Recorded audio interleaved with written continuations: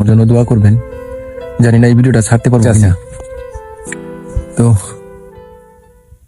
রাশিয়ার আর্মিতে একটা জিনিস বুঝলাম, যার মৃত্যু যেখানে তার হাসর সেখান থেকে শুরু, হাসরে কিয়ামতের দিন সেখান থেকে উঠবে। কারণ এখানে যেই পরিমাণে লাশ দুই সাইডে পড়ে রয়েছে, এই সামনে একটা লাশ আর ওইদিকে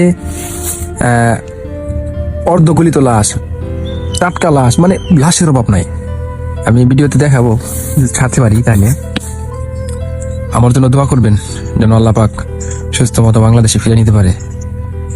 যেই কারণেই হোক রাশিয়ার আর্মিতে যোগ দিয়েছিলাম, কিন্তু এতটা যে ভয়ঙ্কর, এতটা যে নির্মম, আমি এটা কল্পনাও করতে পারি নাই, কল্পনাও করি নাই। যদিও আমি জানতাম, কিন্তু এতটা যে অমানবিক এটা কখনোই ভাবি নাই।